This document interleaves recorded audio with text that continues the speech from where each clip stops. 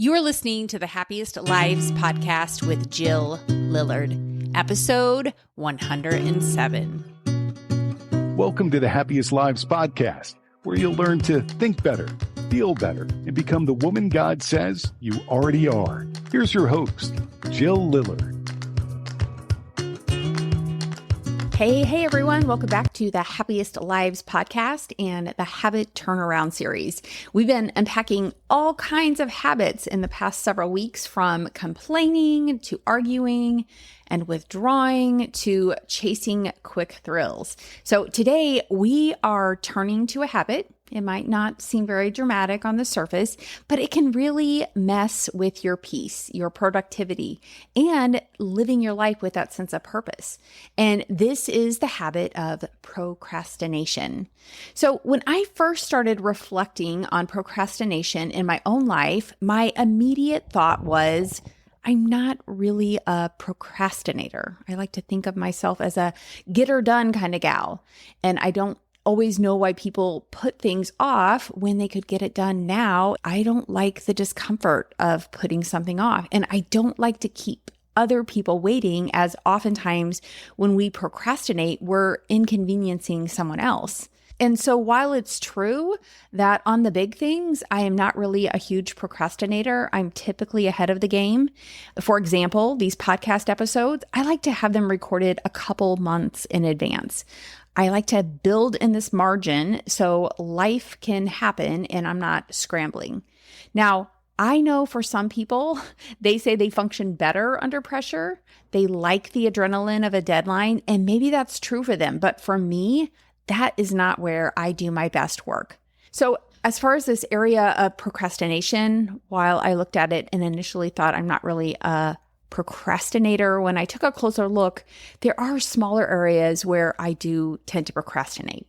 It's the little things like running to the grocery store, going to the car wash, dealing with technical issues that I'm not sure what to do, or one that requires talking to a big company on the phone. I hate talking to big companies on the phone, like insurance and phone companies, where you're going to be transferred like 5 times. I like to put those things off. So if procrastination only impacts me and not someone else, and it's not an urgent issue, then it's easy for me to put those things off. Here's what I've learned about myself. When I do this, I end up spending more time thinking about those things, dreading those things, rescheduling them in my head, and just feeling this low-key level of anxiety about them. Then they actually end up taking time or energy to do. So even if the task might take a little while, like dealing with health insurance or having to get in the call queue, doing it is still better than dreading it, because that dread, that's where procrastination gets expensive, not in time, but in energy. So procrastination, in the simplest terms, is delaying something you intended to do, either because you don't feel like it or because you're avoiding something uncomfortable. Maybe you're procrastinating because you simply didn't make a plan for it. So I shared some things that I procrastinate. What sort of things do you procrastinate? You might not think of the obvious ones, like putting off your taxes, starting a big project, or finally cleaning out that closet you've been avoiding. Procrastination can hide in the little things, like washing the sheets, calling to make a dentist appointment, replying to a text, booking a hotel for an upcoming trip. These things don't take a lot of time, but sometimes we put them off, and then they hang in the back of our mind, taking up more energy than they should. Or we might forget to do them and cause a secondary issue. And then there's the big stuff, the stuff that is close to your heart. We procrastinate on that too. Maybe you've been wanting to write a book and you just keep pushing it off. Maybe there's a conversation that you need to have with someone that you love. Maybe you're putting off asking for help. Possibly you've had a business idea and you keep procrastinating that idea, waiting for the perfect time. Maybe God has planted an idea on your heart for some sort of ministry, and so you delay saying yes. So whether it's small or sacred, procrastination shows up. And if we're not careful, when we procrastinate little things and big things, we are actually shaping our life in a certain way, and it may not be the way that we intended to shape it. We don't always call it procrastination. Sometimes we just say, I'm thinking about it, and it's not the right time right now. But really, we're avoiding something. When we are waiting to do it perfectly, we're probably avoiding failure, or we're just avoiding some sense of discomfort of having to do it now. So what kinds of problems does procrastination cause? Is your procrastination actually a problem? Now, you might be thinking, okay, I procrastinate sometimes, but it's just not that serious. That's what my daughter likes to say. It's just not that serious, Mom. But let's slow down for a second, because procrastination, especially when it becomes a habit, it actually does cost you. Not just in what doesn't get done, but it costs you peace, energy, confidence. It can cost you in your relationships, and it can cost you certain opportunities. The thing you keep moving from one day to the next on your to-do list, that's using up energy. Even when you're not actively working on it, you're thinking about it, you're feeling behind, maybe even you're judging yourself a little bit. That quiet mental load, it wears on you. You can spend more time with it running on the back end than it would have taken you to just get it done and mark it off your list. Secondly, it creates unnecessary stress. So sometimes it's something as simple as returning a package or running to the store. You delay it, and the task starts to grow in your mind until you're spending more time thinking about it than it would take just to do it. And if the task is bigger, like prepping for a meeting or handling something technical, it starts to create this low-level hum of anxiety in the background. That's stress you don't need. It's unnecessary stress. Third, it impacts the quality of your work. Some people say they do better under pressure, but the truth, when you wait until the very last minute, you usually run out of time. You don't have time to refine it or elevate what it is that you're creating. You might get it done, but it's not your best work. You sacrifice depth and thoughtfulness because you simply don't have time left to give. I've seen this happen in real life. I used to lead a team of women putting on a citywide women's retreat, and many of the ladies would wait until the last minute to get their part done. Now, I want to say this with grace. It was a different team throughout the years, and everyone brought something beautiful to the table. But one pattern I often noticed was that procrastination created unnecessary emergencies. Because I like to plan ahead, I usually have most of my responsibilities done well in advance. That doesn't mean I had nothing to do in the final days. There was plenty of things that I needed to be present for the days leading up to the event. What became frustrating, though, was that their last-minute scramble often affected me. And honestly, I just planned on that as part of the planning so that I could be available for those last-minute overlooked things. I also noticed a tendency to spiritualize this. We'd say things like, the enemy is really coming against us this weekend. And while I do believe in spiritual resistance, I also believe in calling things what they are. Sometimes it wasn't the devil. It wasn't a spiritual attack. It was just poor planning. And that last minute panic, it didn't have to happen. The fourth thing, procrastination can affect your relationships. When you don't follow through, people notice and they start adjusting their expectations. Maybe they don't say anything to you, but they're less likely to count on you. Or your delay creates a last minute panic and suddenly your problem becomes their problem, which adds pressure and that can build resentment. It's not always spoken of, but it might be felt. Fifth, it impacts your confidence. Every time you don't do what you said you would, you chip away at your self-trust. You start doubting your ability to follow through. And the more you doubt, the more you hesitate, which leads to more procrastination. This becomes a vicious cycle. But the good news is it is reversible. And it starts by noticing how the pattern is showing up. You just want to become aware of it. 6, it can cost you opportunities. Because procrastination doesn't just affect what gets done, it affects when it gets done. There are windows, God-ordained moments where we're called to act, to speak, to move. And if we keep pushing something off, if we keep telling ourselves, I'll get to that eventually, we might miss the moment entirely. And sometimes the cost isn't just the task not getting done, it's the growth and the blessing that would have come from doing it on time. So maybe you're in a job right now and your boss is thinking about expanding your role. They'd love to give you more responsibility, maybe even a raise. They see your potential. They want to invest in you, but you never seem to have margin in your schedule. You're constantly running behind, staying late, submitting things just at the nick of time, or even a little bit afterward. And it's not because you can't do more. It's that you're taking all the time you're given and then some. You're pushing your current tasks to the end. So from their perspective, you don't have the bandwidth for more. And you end up selling yourself short, not because you're not capable, but because procrastination has made it look like you're already maxed out. So that opportunity to grow, to stretch your giftings, to make a greater contribution, even to get a raise, it just slips by. And here's the truth. Sometimes what God is preparing us for requires a timely response.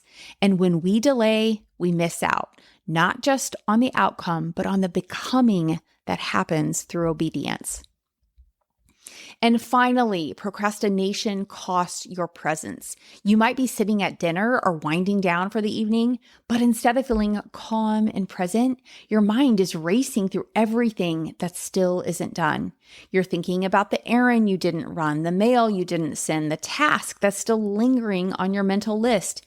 And even if no one else can tell, you can feel it. Inside, you feel like a duck whose legs are moving quickly under the water.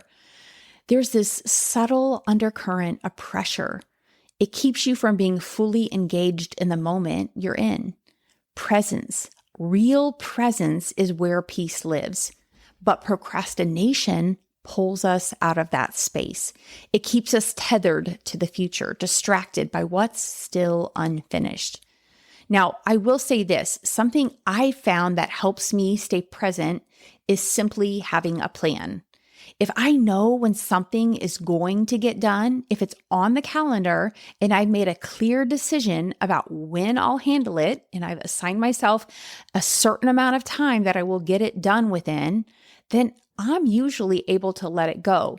Even if it's not done yet, I'm not carrying it around because it's no longer hanging out in the unknown. That doesn't mean I don't ever feel the pressure, but when I've decided in advance, there is a greater sense of peace.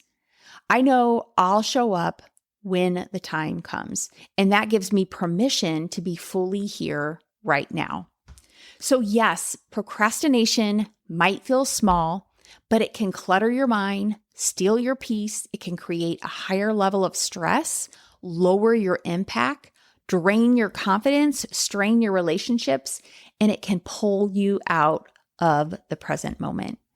That's why turning this habit around matters.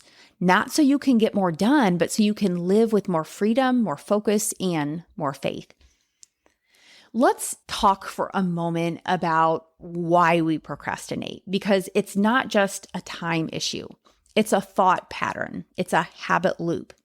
Here's what the habit loop looks like. You have the trigger, so a thought pops in. I don't feel like it. I'm not ready. I don't know where to start. It has to be perfect. It's not urgent yet. I can do it later. I work better under pressure. All of these thoughts, these are some of the most common thoughts that lead to procrastination. And every one of them creates an emotional response. So you get a feeling. You might feel dread, overwhelm, anxiety, pressure, boredom, or fear of failure, or you may just have this lack of urgency. And because those emotions are uncomfortable, we try to escape them. Or if we don't have the lack of urgency, we just don't feel pressure to do it because we've kind of detached emotionally. So you have the trigger, which is the thought and the feeling, and then there's the routine, the habit. Instead of doing the thing, we put it off. We avoid it. We might scroll on our phones, clean, organize, eat something. We talk ourselves into putting it off till tomorrow. And then you get the reward. We feel a temporary relief. The tension eases up. We sigh, we exhale.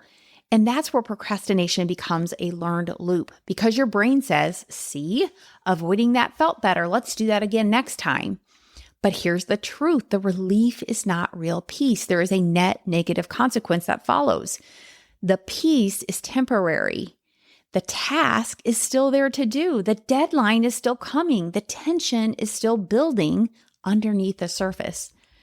So yes, there is a short-term reward, but there's also a long-term cost. The good news is, once you recognize the loop, you can start interrupting it. You can challenge the thoughts. Sit with the feelings and take action anyway. And that's what we're going to talk about now, how to turn it around. Now that we've looked at procrastination, why it happens, how it plays out in the habit loop, let's talk about how to interrupt it and build something new. Are you ready to build something new? This is your habit turnaround. I'm going to give you some tools that you can use to stop spinning in delay and start creating forward momentum. They're very practical, they're simple, and they really work. So number one, change the thought. You have to turn on the lights, expose the thought. What is the thought and feeling that start triggering the procrastination? This is foundational. Every habit starts with a thought. And procrastination usually starts with something like, I don't feel like it. I'm not ready yet. It has to be perfect. I'll do it later. I work better under pressure. Those thoughts create emotions like dread, overwhelm, anxiety, resistance.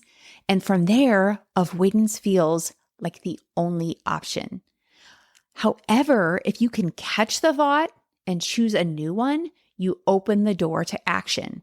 I would identify some thoughts that are helpful for you, and I would write those down. Some thoughts like, I don't have to feel like it to do it. Done is better than perfect. I'll feel lighter once this is behind me. That's a good one. I like to almost just move into the future and imagine how I'm going to feel at the end of the day when all of this is done. Another thought, I already made a plan and I trust myself to stick to it. I'm a woman who honors her plans. This is part of my stewardship. I want to be faithful. So one new thought can shift the entire loop. Number two, do the worst thing first. This is called eating the frog. This phrase was made famous by Brian Tracy. It's very simple, but it's very powerful. And when I say that thought to myself, eat the frog first, that can redirect my actions. So do the task you're dreading most first thing in the day. The thing that you keep avoiding, that's your frog. And when you eat it early, before your brain has time to negotiate, number one, you take back your energy. 2, you clear mental clutter. And 3, you set the tone for the rest of your day. You can pair it with a thought like, doing the hardest thing first makes everything easier. Or, I want the peace that comes from having this behind me. Number 3, your third hack, B-work. B-work still counts. Perfectionism is one of procrastination's favorite disguises. We think if we can't do it perfectly, we shouldn't do it at all. But guess what? B-work still counts. And here's the irony of it all. When you're shooting for perfection, then you put it off, you put it off, you put it off. And then you're in the final hours and you're scrambling trying to get it together. And the quality of work you produce is lower. It is less than it would have been had you done it early on, where you could create your B- draft and then you could have time to level it up. Aiming for B-work can help you move the needle forward. It helps you honor your commitment. I think getting it done is better than getting it perfect. So let it be a rough draft. You can always improve it later. Thoughts that help: progress is better than perfection. I can't edit a blank page. B minus work is good enough. Number 4, get the first 80% done first. If you tend to wait until the last minute to feel pressure, try creating that pressure early on. So instead of saying, I've got 2 weeks to work on this, flip it and say, I'm going to get 80% of it done in the next 2 days. That's called procrastinating backwards. You create urgency on purpose while your mind is fresh and your calendar still has space. Then you get to enjoy peace before the deadline instead of after. Some thoughts to try are, I want to get ahead so I can breathe. It doesn't have to be perfect. It just needs to be started. Or if I start now, I will have time to perfect it later.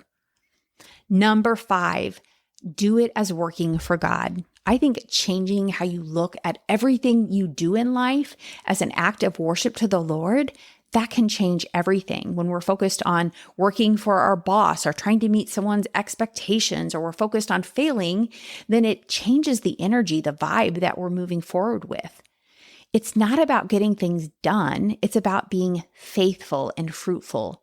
Colossians 3:23 says, whatever you do, work at it with all your heart as working for the Lord, not men. So whether it's a spreadsheet, an email, a conversation, or a commitment, do it as worship. Do it unto the Lord. Let it be an offering of obedience and stewardship. And when your motivation is low, come back to the thought, God, I want to be faithful in the small things today. Number 6, this is my last little hack for you. I want you to break it down into one bite at a time. So this helps me a lot. I like to work out in the mornings, but I will tell you, there becomes the dread. So I like to get up, have my quiet time with the Lord. And when it comes time to get off the comfy seat where I was having my cup of coffee and just time to think and spend time in scripture and prayer, it can feel a little daunting of all the steps that I need to take to go work out. I have to put on my contacts. I have to put on my workout clothes, which are several items. You got to put on your workout bra and your shoes and your socks. Like there's several items of clothing that you need to put on. And then I need to get my computer ready to pull up the workout. And then I got to connect it to the TV.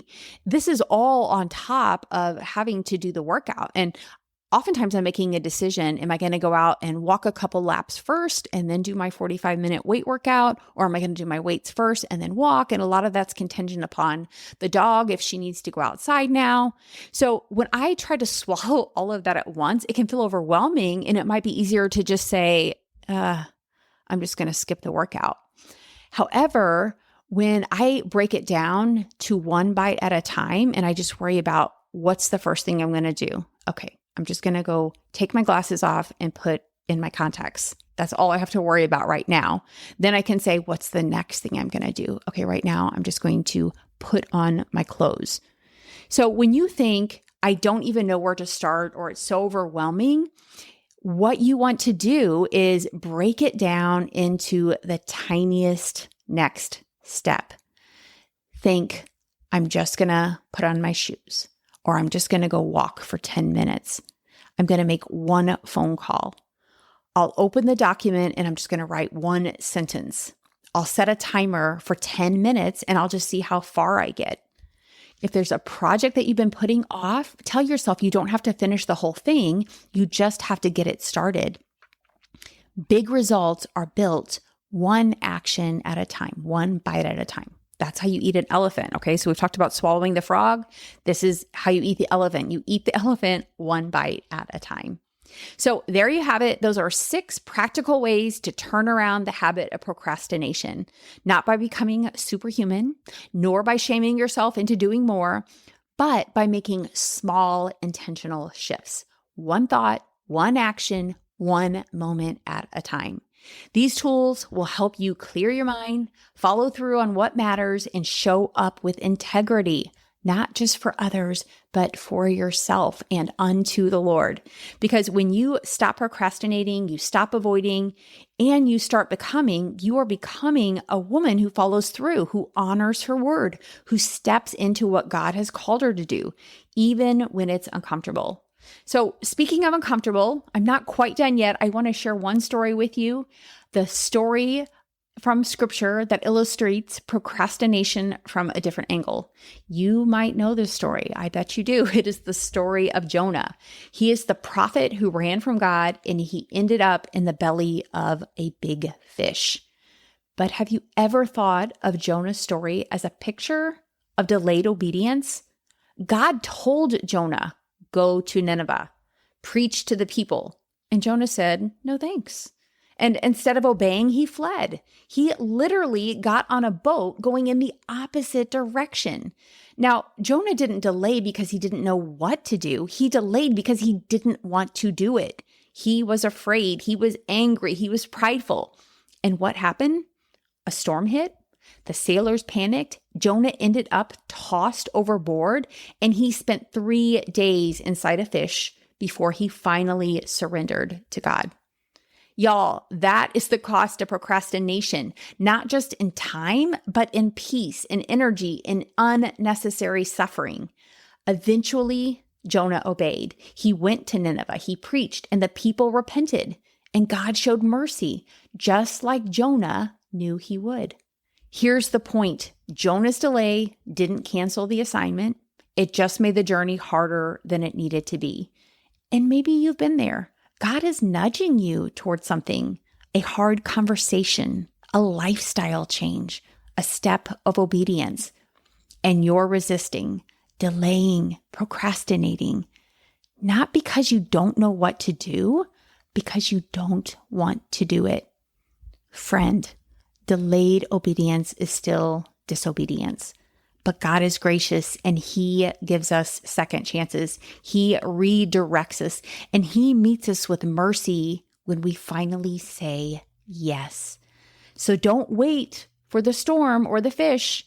If you know what God is calling you to do it now. So let's bring it home. Procrastination is sneaky. It can look small, feel harmless, and sound reasonable. But over time, it adds up. Cluttering our minds, draining our energy, and blocking our progress.